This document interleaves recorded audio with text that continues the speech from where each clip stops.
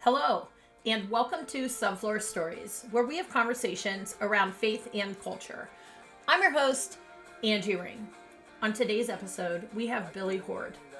Billie talks about her experience of coming out as a trans woman in her 30s and what that was like for her church community that she was part of. She also talks about the new book she has coming out. I'll link that in the comments because it's available for pre-order now. Billie is so knowledgeable theologically, and it's amazing to hear her talk about biblical themes and about the church. So I hope you enjoy this episode as much as I did. Here we go. Okay, well, welcome, Billie. Hi, thank you. Thank you so much for being here. I really appreciate your willingness to do this. I'm thrilled. Like this is exciting for me. Oh, good. I'm glad. It's exciting for me too. I had read just some of your interactions online over the last several months, Yeah, and I'm like, she really knows what she's talking about. I would like to. I want to hear more. So I'm really glad that you were just willing to connect with me in this way. that's really flattering. Thank you. Yeah, you're welcome. Would you mind telling me just a little bit about yourself, whatever you feel like is appropriate for listeners to know? Sure. Let's see some of those like highlight background notes on me, and I'll try to load them with as much like information that comes with terms as possible, right? So Okay. I am a trans woman. I'm a lesbian. I'm a Christian. Specifically, I'm an Anabaptist Mennonite now. I was raised evangelical. I also have a history as a functionally missionary kid. There's like an asterisk on that, but Okay. I lived for 10 years in Turkey while my parents Oh, were wow. doing not technically missionaries, but were there for the gospel, if you Okay. sort of want to unpack that one. And let's see, I Bible college graduate. I went to a conservative Bible college in the South, Columbia International University. Okay. I'm a parent and a high school teacher and a writer. Okay. Wonderful. I feel like that kind of gives us a good overview of who you are. And you kind of talked a little bit about your faith background. So it sounds like you've been um, in the church, around the church for the majority of your life. Yeah. Yeah, no, Yeah. absolutely. My parents were going to church well before I was born. I was absolutely raised in the church. So yeah, my entire, I think the longest I've ever like gone without going to church was maybe like a month, and that was after we got kicked out of the vineyard and before we found the church we're at right now. Wow. That's amazing to me. So you've never had like this big, most people who are lifers is what I call you all. Most people who are lifers have went through some sort of kind of massive deconstruction. And a lot of folks kind of left for a while. And then if they do find their way back, they were at least out for a while. So you really didn't. Or your deconstruction, I'm guessing, was within the church.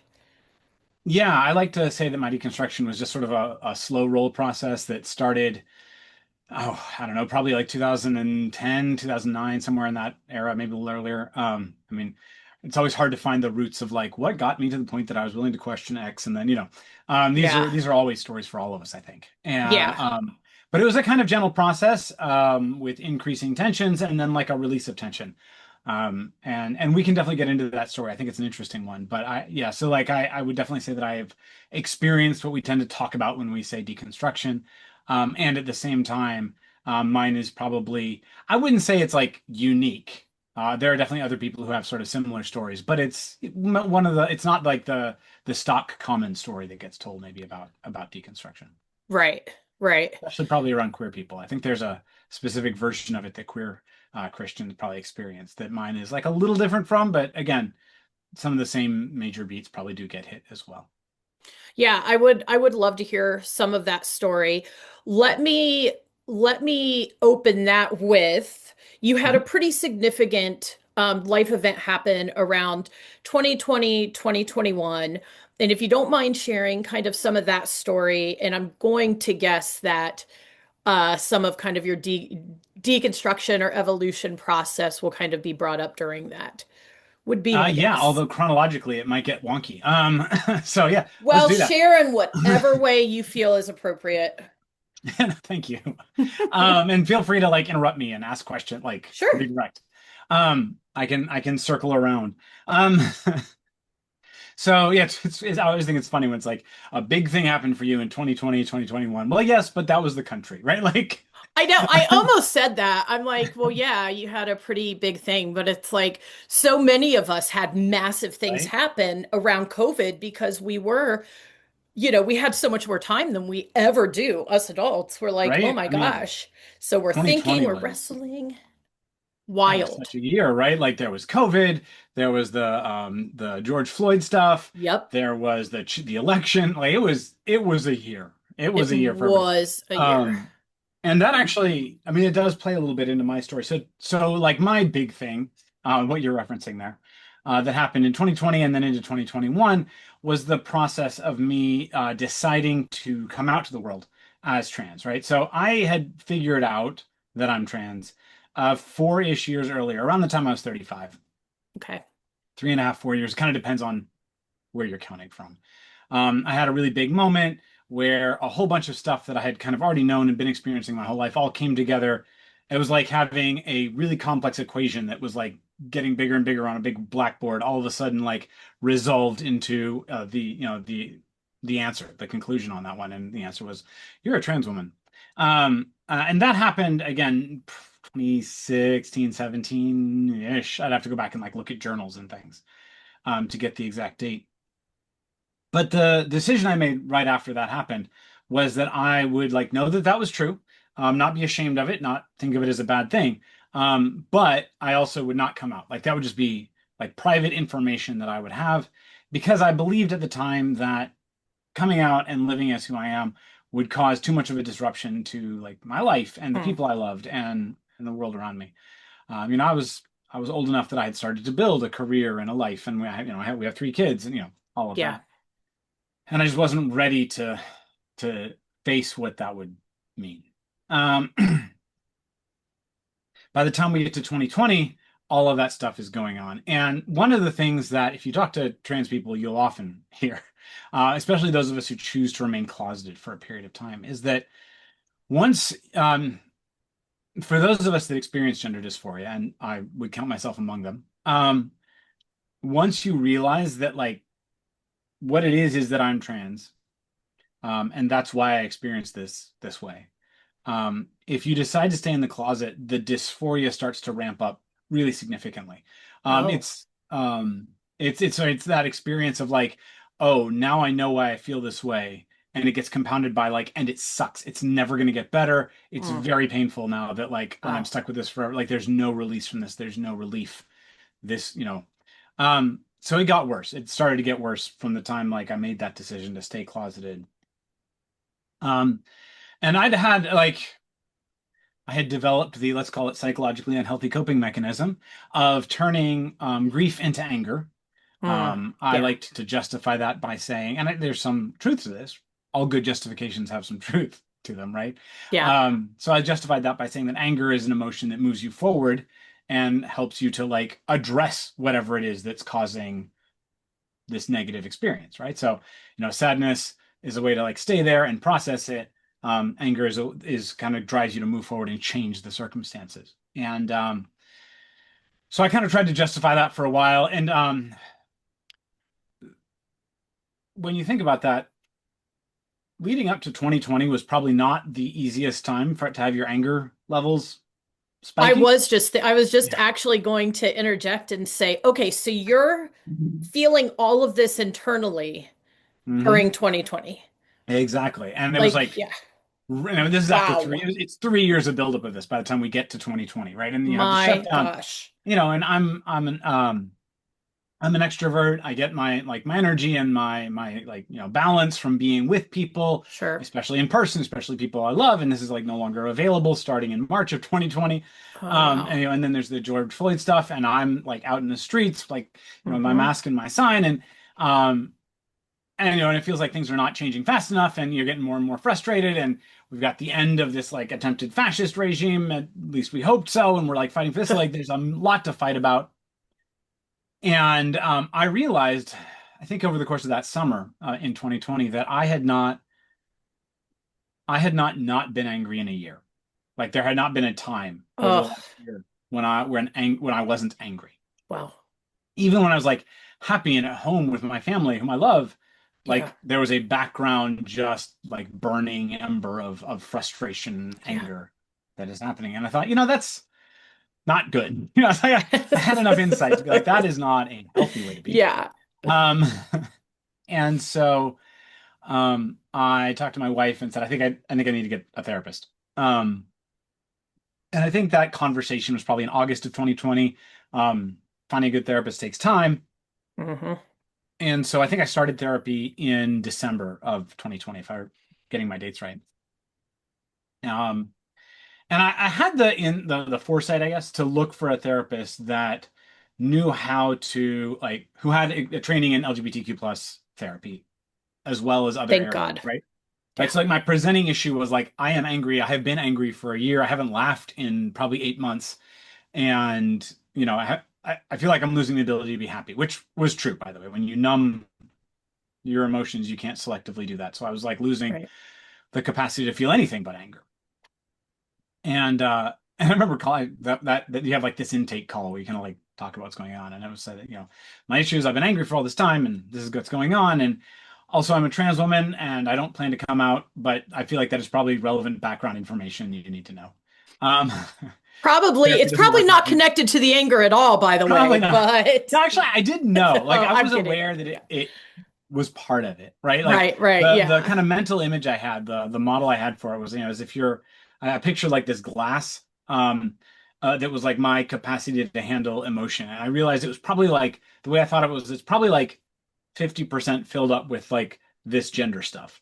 Yeah. And the other 50 is like the election and being alone and, protesting and all the rest of that, like the state of the world.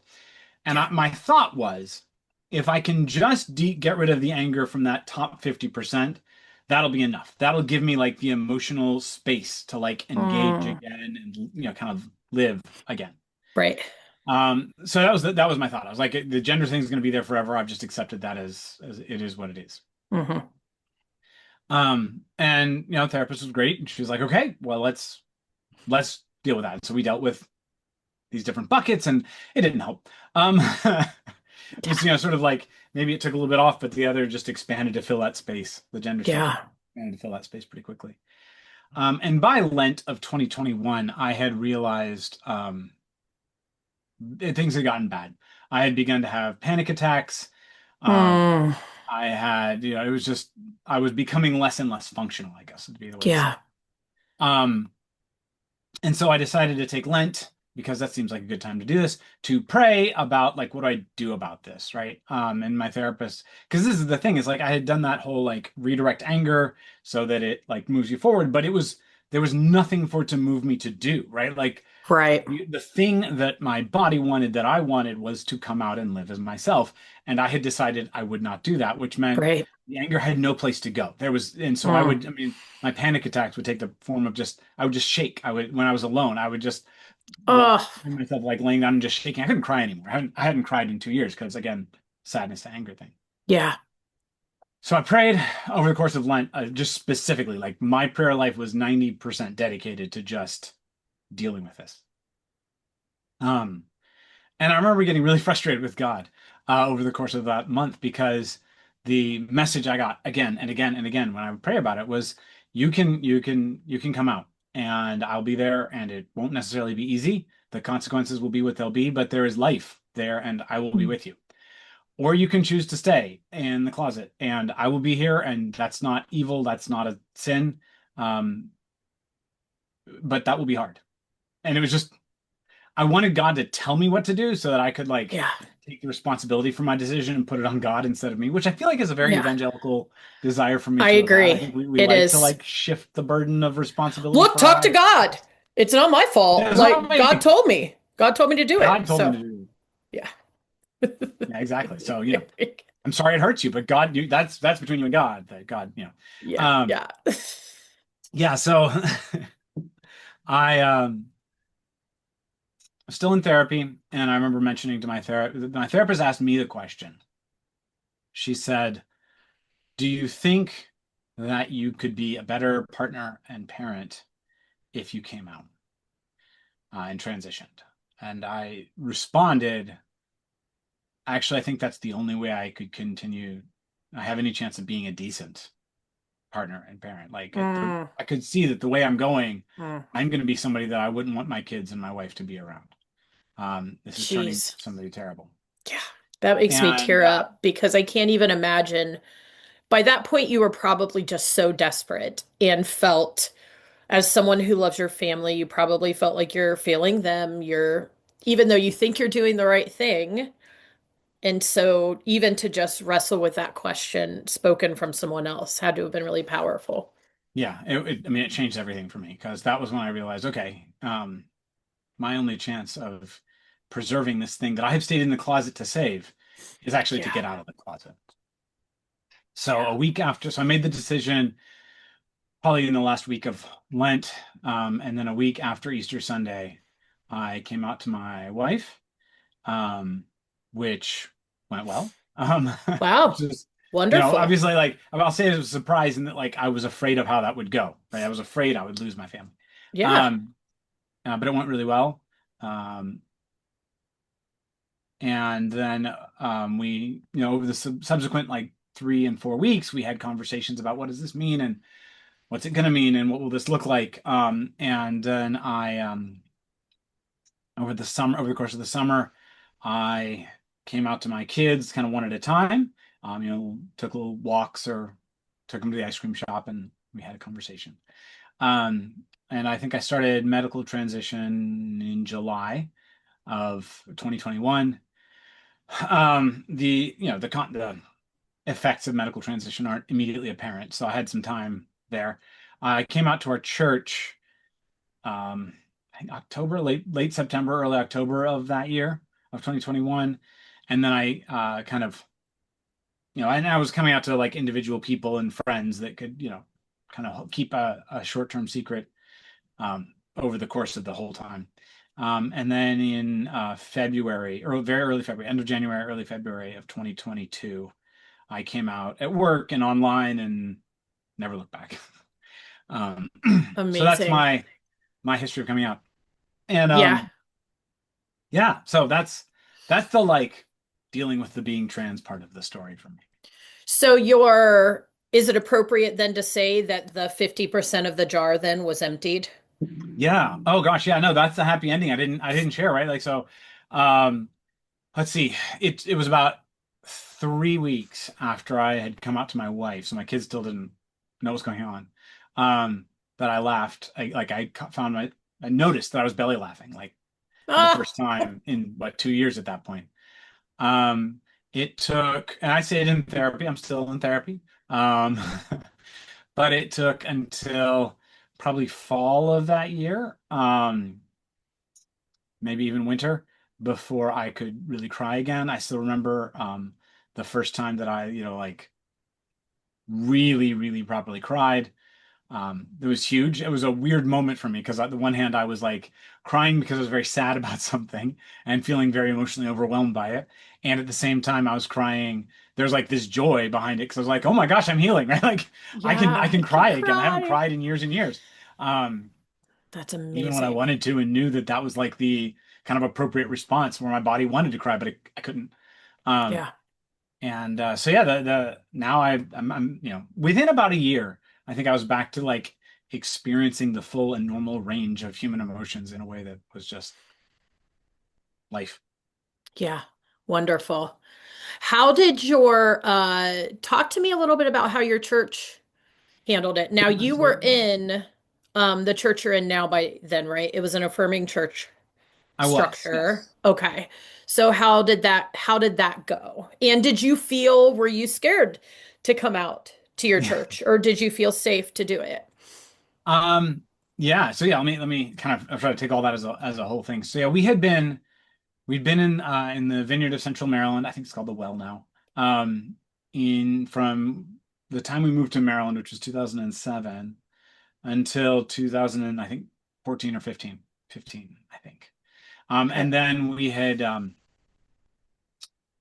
They kicked us out. They kicked us out because I was affirming. The pastor told me that he had come to the conclusion that my affirming theology was preventing a move of the Holy Spirit at our church. And I know, right? I Um, just love that. I just really quickly, I yeah, go ahead. love the idea, this like it's more of like a charismatic, like hyper charismatic idea.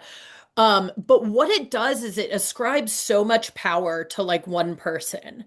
Yeah, Like, oh, you think like little old me, like I'm so powerful, that I am like I don't know, taking all the demons or I know, whatever, right? all of the forces of evil to block the I can Holy stop Spirit. God from doing what she wants to do, right? Like, Yeah, like if you just really think through, that theology, it's so wild. Like hmm our church is failing. Our church isn't growing. Our church isn't experiencing the Holy Spirit because you believe that gay people are loved by God. pretty Anyway, much.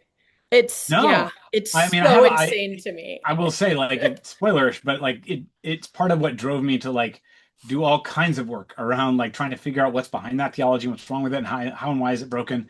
I ended up writing a book about this with my brother. So like, Woohoo! it's been a whole thing. Because it does like that kind of reasoning does eventually make sense. Not that it's right, but it does make sense, I think, through a very specific analytic framework. But again, we talk about that one later. I Right. haven't finished the story. Yes, yes, yes. So Back to you. Go, go, so go. and yeah, so in I want to say it was 2015, we um we ended up leaving the church again, sort of kicked out for the theology. I mean, technically, I think we were told like we could stay, but we couldn't participate anymore. Like, right. And so we left, and we joined a an affirming Mennonite church. I was already interested in like Anabaptism and like the historic peace churches by that time. And a friend of my wife's, now a close friend of mine, but at the time, primarily a friend of my wife's, was at this church and invited us. She kind of heard what we were going through, and she said, "Well, our church is basically affirming. um, you should come and visit it." So we like put it on the list, and we visited them first. We gave ourselves, I think, a month after we left the one church. We were like, okay, a little bit of time to breathe, and then, but we don't want to like take so much time that we don't end up back in church because it still matters to us. Yeah. Um, so then we visited, and the funny thing is, that church had been on their own like process. We actually visited that church the Sunday that they took the vote to become officially an affirming church. It's a congregational Oh, leadership. wow. So yeah, it was a church-wide vote, and they made the decision. And like it was by the time they held the vote, it was a foregone conclusion. They took 3 or 4 years of processing and making and like listening and praying and Okay. bringing in people to speak and so forth. So it was like, yeah, by the time they made the decision, they knew what the decision they were gonna make. Um, but yes, we visited that day. Um, I often say when I'm in church these days when we talk about it that like on the one hand I think it was like the right and honorable thing to do not to vote like because they just hand out the slips to everybody who was there and we were like, well, we do think you should choose this, but it doesn't feel right as visitors to like vote on this. Right. Yeah. And on the That's other hand, like fair. it's sort of sad to be like I didn't get to vote for this thing that's so important Yeah, and that is true. defining for our church, but it was the right choice. Um, so that yeah, they decided to be affirming that day. Um, and we've been there ever since. That was, I mean, this August will be our 10-year anniversary of attending the church. And like things have moved Wonderful. along. My wife is now the associate pastor at that same church. Oh, Uh, awesome. yeah, so pastor's wife, Yes, you are. which is fun.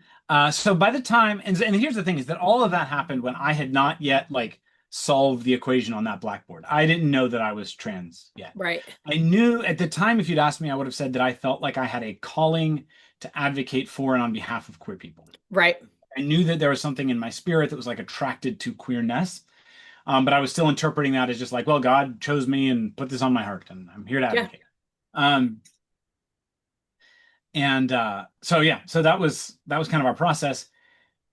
What by the time I came out to our church was actually to me safe. Like I'm not going to say there was no trepidation because the process of coming out as trans, especially, I think this is also true just coming out queer, but coming out trans specifically involves a kind of awkwardness. I think unavoidable awkwardness, because it's like it is an act of saying to somebody, you Right. have thought of me in this way for as long as we've known each other, Yes. but actually I'm in this very different to you and to me category, right? Hmm.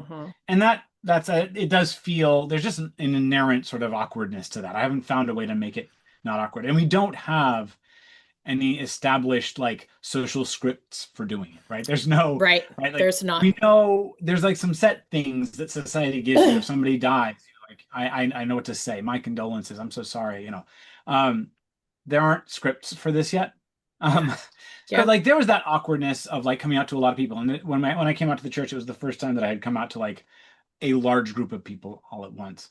But there was no fear that like they were going to reject me for it, right? Like the only fear was around like this is going to be awkward. I hate awkward. How long will the awkward last? Yeah. Can we just get through the awkward and move to the fun part? Absolutely. Yeah. And the church was, I mean, they were lovely. They were, Oh, uh, what a gift. we told the pastor we were going to do it. We asked some friends of ours in the church if they would like stand with us when we made the announcement. Like my wife and I went up and I made the announcement. She was standing there, and our Yeah. friends were as well. The church then prayed for me and for us as a couple, and I mean, so it was really, really, it was lovely and supportive, and just made me feel loved and supported and encouraged. So it was. I often say that like I am grateful in some way, like the thing the vineyard did to kick us out was wrong. And and I am grateful that by the time I was ready to come out, we were in a church that was ready to absolutely support me, Yes. such that I didn't have to. And a lot of queer Christians do have to face the like, my church is not going to react well when I come out as part Oh, of like their yeah. coming out process. And I did not. And so I'm grateful that I did not. And I suppose I should say that just meant that like my experience of church rejection and my experience of coming out were separated from one another. And I Yeah. think that did probably decrease the overall like negative experience of it. Yeah. Let me deal with it in stages.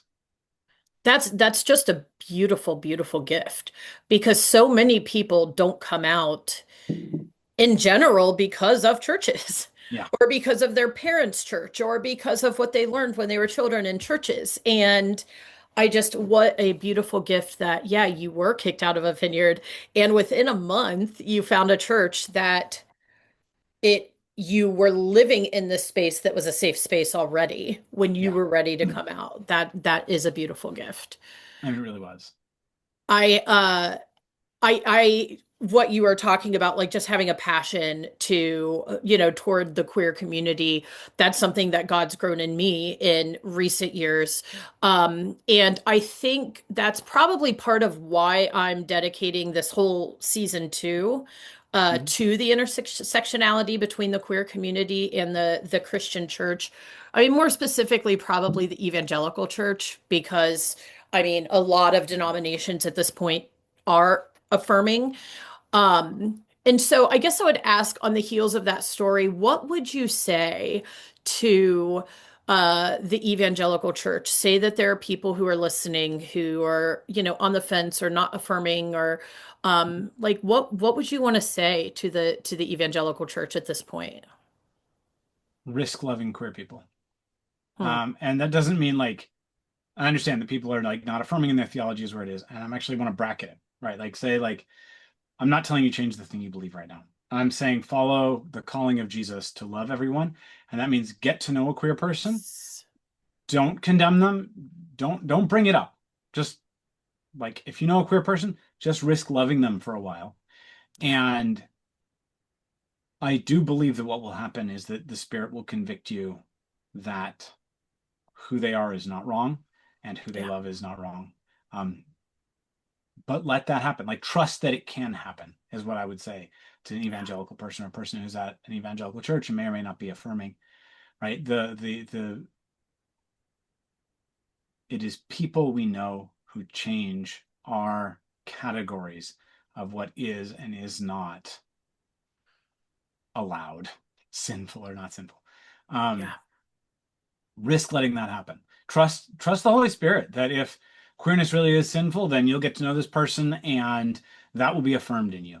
And that if queerness is not sinful, then that is an awesome thing that you will learn over the process of allowing Yes. yourself to love a queer person. I love that. You cannot hear story after story after story of folks who have felt this way from the time that they could remember. Folks who feel like they are literally living in the wrong gendered body. Like you cannot hear time after time and time again and not start understanding, oh, this is there is something here, right? Right? Like you can't learn about our chromosomes and I mean like intersex, it's not Yeah. intrasex, intersex, and that's a Intersect. Yeah. whole other conversation. But how Yeah. can we learn about intersex humans and not understand that this is so much more complex than black and white, man, woman, you know. Yeah, but I love that. Just learning to love people and just hearing their stories and getting and it's proximity. I think it's all about proximity. But yeah, so thank you for saying that. Of course. I'm going to switch gears a tiny bit. Sure. Would you care to? I read through some of your writings, Hmm. which listeners, Billie is a phenomenal writer, and so you have to follow her Substack, which is Transposition. Transpositions is like the name of the publication that I use. Billy is writing is my like handle on Substack. Yeah, if like listeners, if you have any interest at all in the things that Billie is saying, like queer intersectionality with the church, any of the above topics, please follow her because like she really is a great writer. But I saw one of your writings and I tried to go Mhm. back to it and couldn't find it about the difference between the language queer Mhm. and LGBTQ plus. And I think you were addressing a Matthew Vines article, I was. but would you mind sharing? I've always used those two terms interchangeably. Yeah. What is the conversation around one being appropriate and one not? Okay. No, it's a really good question. And so let me try to simplify it as best I can without Okay. also like cutting out things. So queer, right? I mean, in LGBTQ plus or QIA plus, right? The Q is queer, like does stand for queer, right? That is sometimes you'll see a second Q for like questioning, but the Q stands for queer. So on one level, queer is just a sexual gender identity label that some people choose. Sometimes Okay. people experience their sexuality or their gender or both in a way that just never feels right to them to fit into any of the existing boxes. And so they'll use queer as this like, okay, so what I know that I'm not like straight or cis or allossexual or whatever, but I just don't have a real, there's not a word term I've found yet or maybe ever that will like effectively or feels accurate or feels comfortable to describe who I am. And therefore, Okay. I'm going to stick with queer. So that's one like kind of term, right? The other way that queer is and can be used is as what we call an umbrella term, right? And it's an overall term that represents every member of the LGBTQIA plus community, right? Like all what we might say call sexual and gender minorities would Okay. be under that like then you are queer. And all of these definitions tend to like interact with each other and they can get messy. And language is messy, so that's actually to be expected. It's like if I call myself an evangelical, what am I saying? Well, I could be saying a lot of things. Yeah.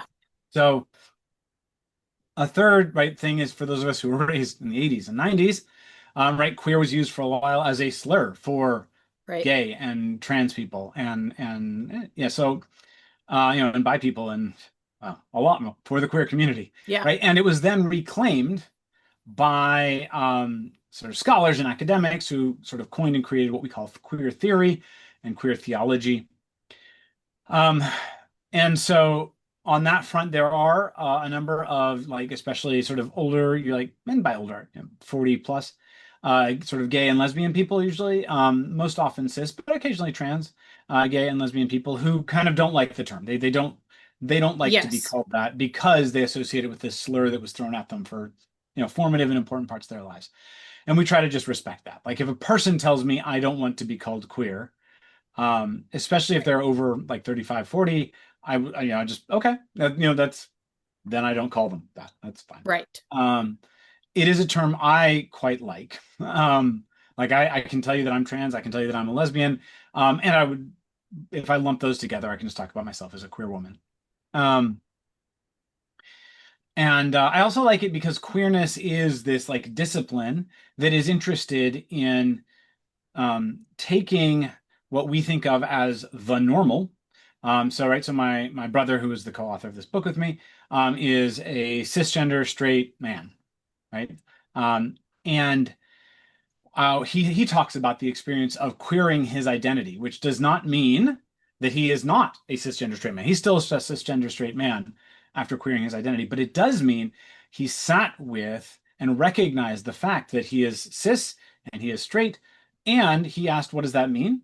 What are the limits of that? Do I have to follow the limits of that?" Right? He what we call decentered and denaturalized those positions, those social identities, and started just saying, I'm cis, but I could have ended up being trans, right? Cis just happens to be what I am. I'm straight. Right. I could have been gay. I don't think I am. And what he would attest to is that in the process of doing that, he found that, the social scripts and normativities of masculinity stopped having as much controlling power over his behavior, right? Like he stopped Wow. worrying about whether or not other people will see him as a man. He stopped worrying as much about whether he is performing masculinity the way he's supposed to do, whether he's performing straightness the way he needs to, right? Like there's a lot of straight people that would find themselves shocked and appalled if they found they were, if they were accidentally, like they caught themselves Yeah. being attracted to like a member of their own gender. Whereas somebody who's queered, even their straightness, might sort of notice, like, no, I mean, I think I'm still like, if it's a guy, predominantly, generally, like as a general rule, attracted to women. That doesn't mean I don't think that one person is attractive, and I don't really have to like freak out about the fact that like I think that's an attractive person.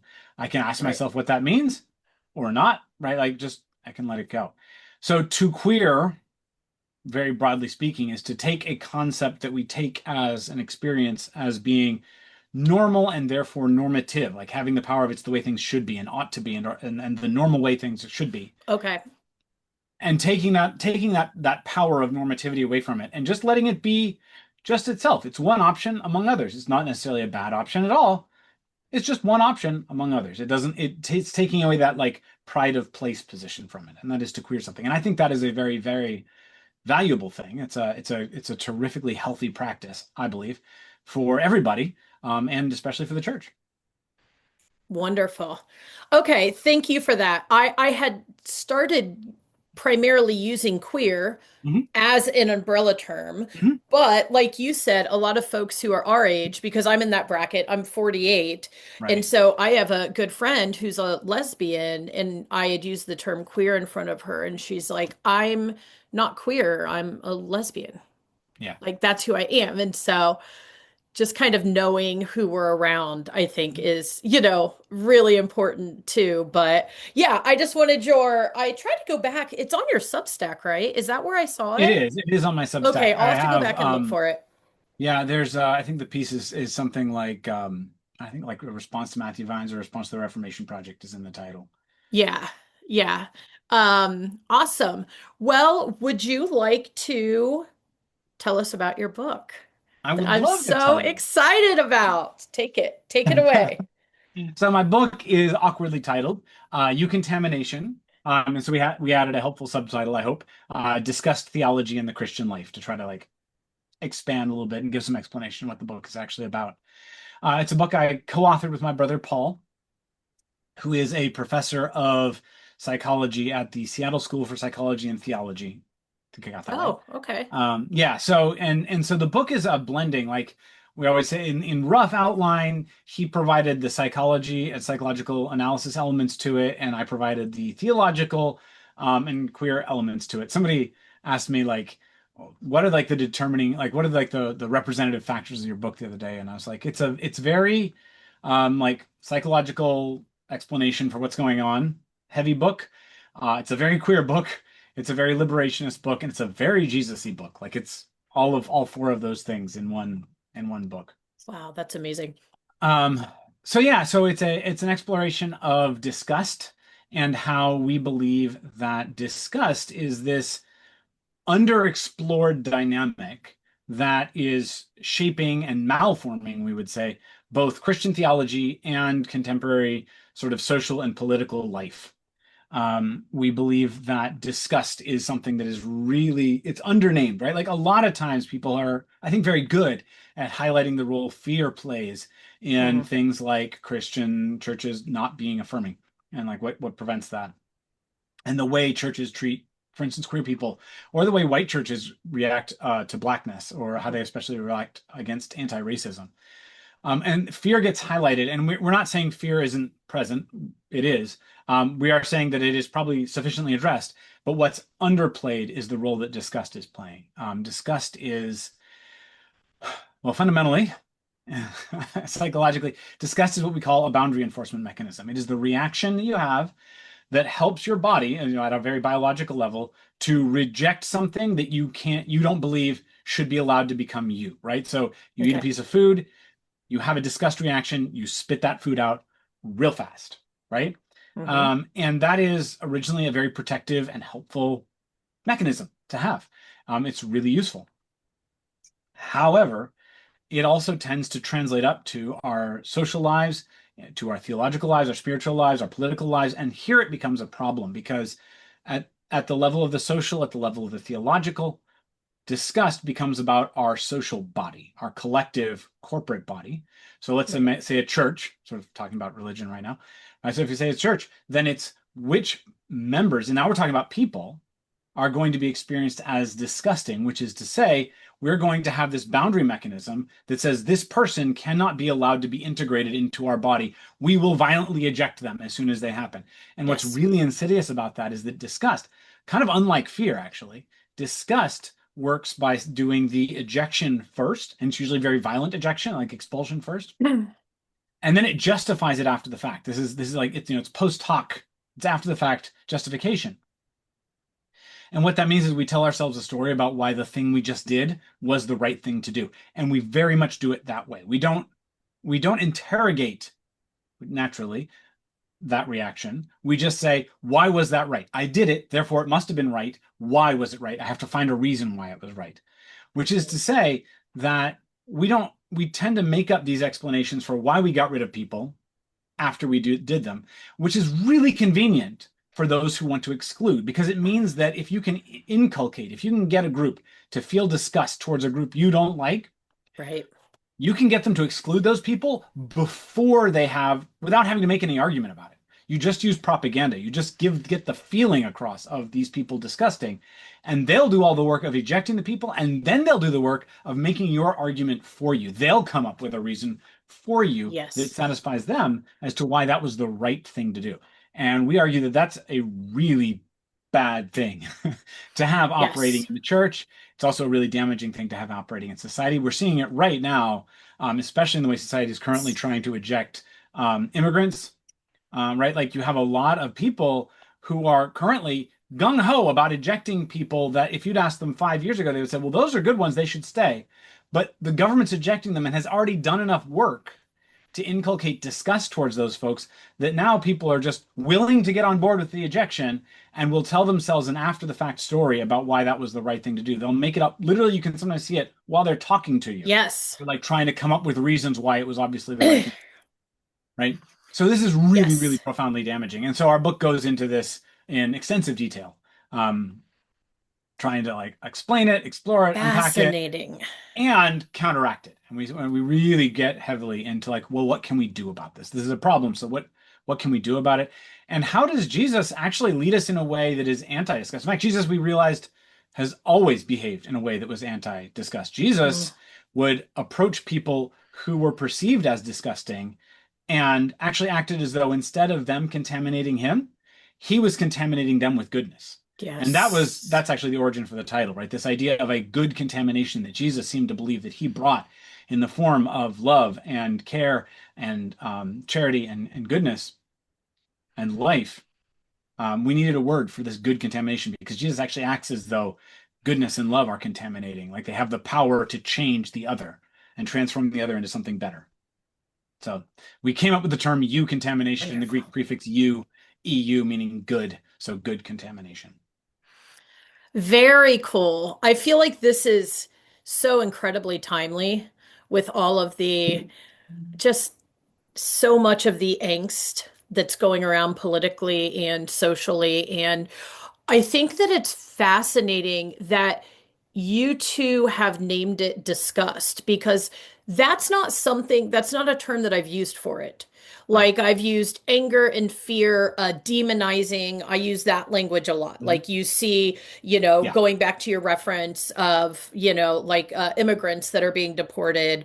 There's so much like demonization around them. Well, they're just criminals. They're, even Yeah. though, studies are actually showing that higher and higher percentages of them have no criminal record and have not Yep. been charged of a crime. But uh yeah, so I think like once you said disgust, I'm like, oh, yes, that is what we're seeing spread, throughout our political systems and online. And but that's not a word I would have used before.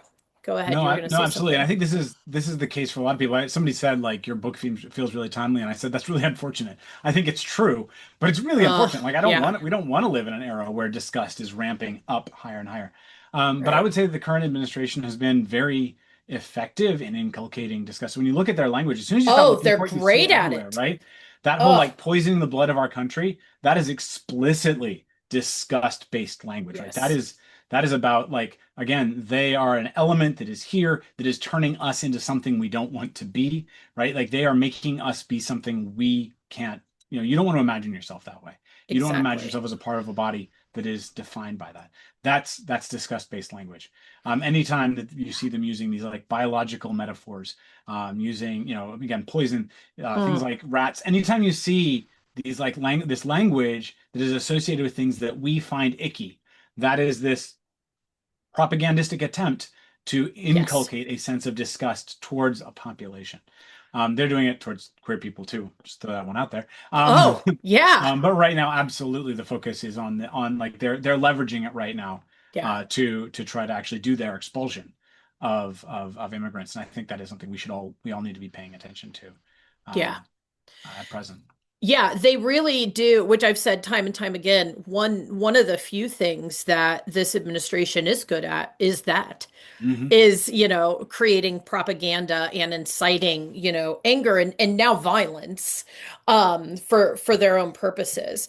But yeah, I mean it is toward queer people as well. And I would argue it's against anyone who is not white, straight, Oh yeah. cisgendered, and probably wealthy, or at the very least voting for them, right? Oh, absolutely. Because even women have been demonized for, Oh Hillary yeah. Clinton was a quote nasty woman.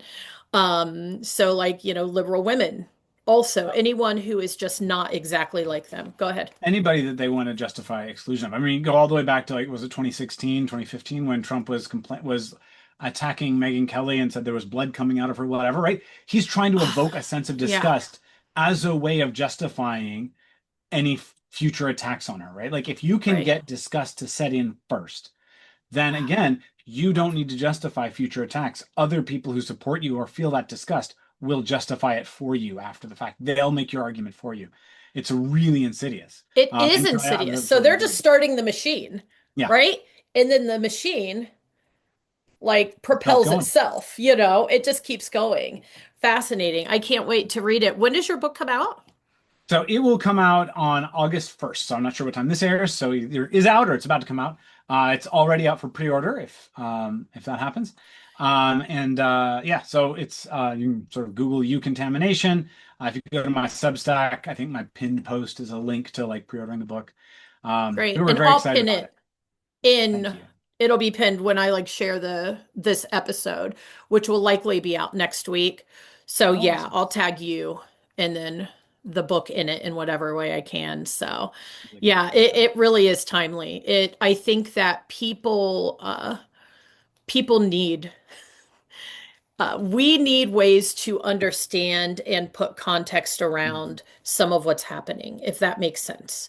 I feel like there's No, it really so does. much, um, there's just so much heartbreak and pain, and just horrific things that are being perpetuated by Trump, and his Goonies, that like anything that can help us kind of put language around it and understand it, feels, and that's probably my five arrow, you know what I mean? Oh Like, yeah, yeah, yeah. I need No, it's context and it helpful. helps It's me really feel helpful. safer.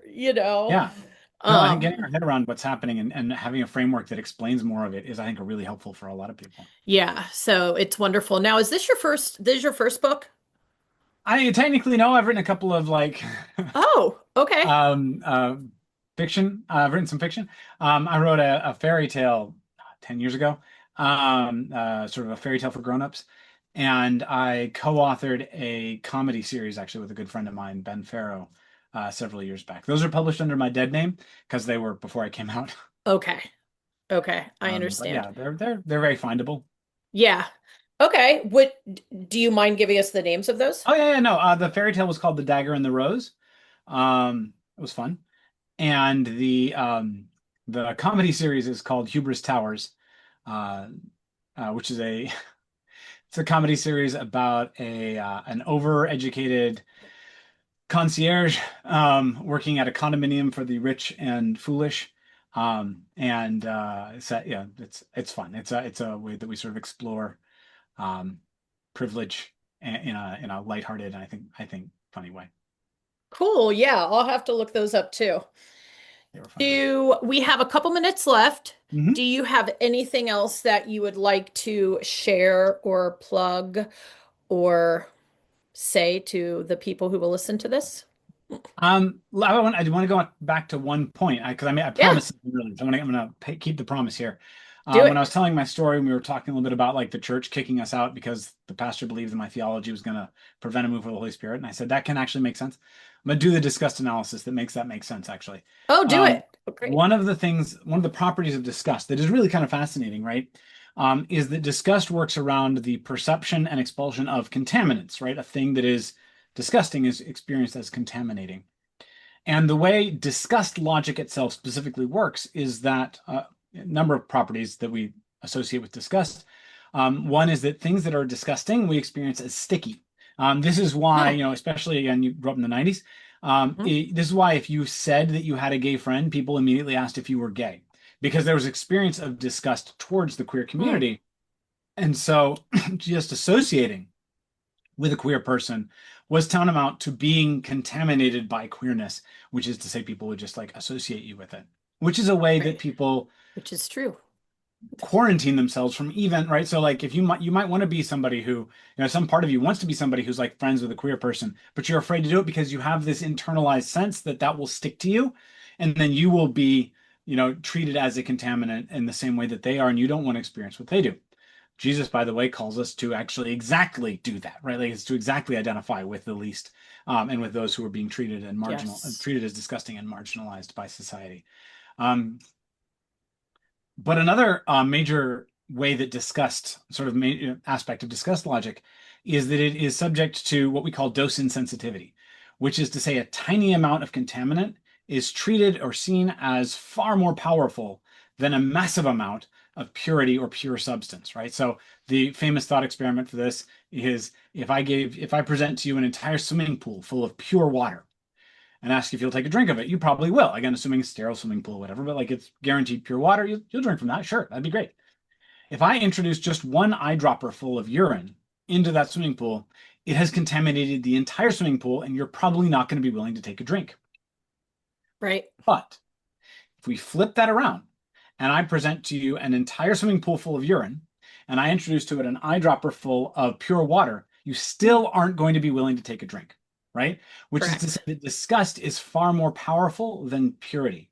So going back to my pastor, it actually does make sense. If you experience your theology as pure and you accept the idea that for the Holy Spirit to move among you, purity needs to exist, some kind of holiness or spiritual purity needs to exist. Well, any element of contamination to that is enough to contaminate the whole thing. That's how we experience disgust. This is why, like, it's just Oh, dangerous okay. in their view to let, like, and again, this is something they experienced at that sort of pre-conscious level. Like they may not enunciate it, they may not recognize it themselves, but they will experience any modicum of queerness as potentially contaminating the whole thing. So it actually does make sense. It's just that it only makes Fascinating. sense from a disgust logic perspective, Right. That, which oh my gosh, we would this is say is a amazing. terrible logic, right? Like, because the Oh, yes. corollary of it is that it means you have to accept the premise, which they would not want to accept, that the Holy Spirit and goodness are weaker than sin and evil. Now, queerness is not actually sinful, but if, Right. even if you accepted that But even possibility, if you think, yes, right, you're right. then by accepting the idea that like the participation of one queer person or the existence of an affirming Christian theology amongst us is contaminating the whole, to believe that is to assign greater power to what you think is sinful than to what you believe is the Spirit and the holiness of God. Yes.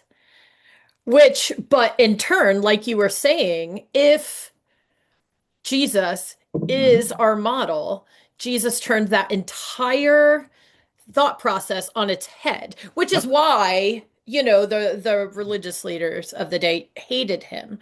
But Jesus was touching sick people. Jesus was talking, to the woman at the well. Jesus was doing all of the things that they thought were scandalous, but it's because he was contaminating Mhm. the contaminant, or however, in your language you would use that, like contaminating whatever with goodness and with, I don't know, the Holy Spirit, but No, absolutely. And if I can just like say, I've had some really great conversations recently with some Jewish friends about this one, and hmm, I want to say, like, I want to add some clarification on this one. That I actually historically there was like this is actually one of the really interesting and beautiful things about historic Judaism, is that it stands out actually as a tradition and religion that has specific practices and spaces made to take away that contamination quality from people, right? Like it right, specifically says if a person has been made sinful, has become contaminated by evil, that is not a permanent thing. They aren't stuck with that forever. That can be undone. Here are processes for undoing that. right, Where they start coming into conflict with Jesus is that Jesus claims the power of God on himself, right? To just effect that decontamination, if you will, that eucontamination, in fact, right? Immediately and directly. And that is a relatively, again, it's going to hinge on whether or not we accept, as Christians, I accept this premise that Jesus is God, that like that the fullness of the divine is present in Christ and then is transmitted to us in the form of the Holy Spirit. If you don't accept that, right, then what Jesus is doing is a problem actually, because he is taking away from people the opportunity to receive that purification, that undoing mm, of contaminated right, status. So I actually want to highlight that I really don't want to be read as saying like, well, the Jewish people at the time did not understand, like they were too wrapped up in disgust theology. I would actually say they stood out in the ancient world, especially in the Mediterranean world, as a group who offered like grace and eucontamination of their own sort. And there was a theological difference over whether or not Jesus was there in the form of God offering direct and immediate eucontamination. And I think that is like so I mean it was a yeah. real conflict. It's really And I don't helpful want to to fall clarify into the that place though. of accidentally saying that like, I don't want to paint even I don't want to paint first century like Pharisees and Jewish people as sort of on the side of disgust while the Christians are good and on the side of eucontamination. That's not a narrative that I think is good or healthy. You're right. Thank you. Thank you for saying that, because I was, yeah, kind of tiptoeing down Oh, that road. evangelicalism does it to us so badly. They Oh, love yeah. like, that Yeah. model. Yeah. Yeah, I think, I'm still kind of in process of deconstructing from evangelicalism and even understanding all of like what is entailed in that, because I was, Oh, like same. just completely enmeshed with it for 20 years. So, yeah, thank you for that. Well, Absolutely. gosh, this has been so amazing. I am just thrilled to meet you. Oh, thank It you. was, I've had so much fun. oh, this, it really was fun. I had fun too. I just, in reading some of your things, it was like, oh my gosh, I could ask her to go in 1,000 directions and we'd still be fine. So maybe sometime down the road, I can talk you Yeah. into coming back, and maybe on your next book, That'd be great. you could come back and plug it and share some more. But you're just so knowledgeable about so many different topics, and I really appreciate you just sharing yourself with us. Well, thank you so much. I really have had a great time, and I'm very grateful for you for having me on. Good. I can make it happen. Yeah. Thanks for listening. This podcast is produced by myself, Angie Ring, along with editing assistance from my son, Jairus. The music that you hear is by the artist Andy Squires. It's the song entitled Death Defying Joy. Andy's music is available anywhere where you can stream music, and you should really check him out. He's a phenomenal artist. I'm so grateful you tuned in. I'll see you next time.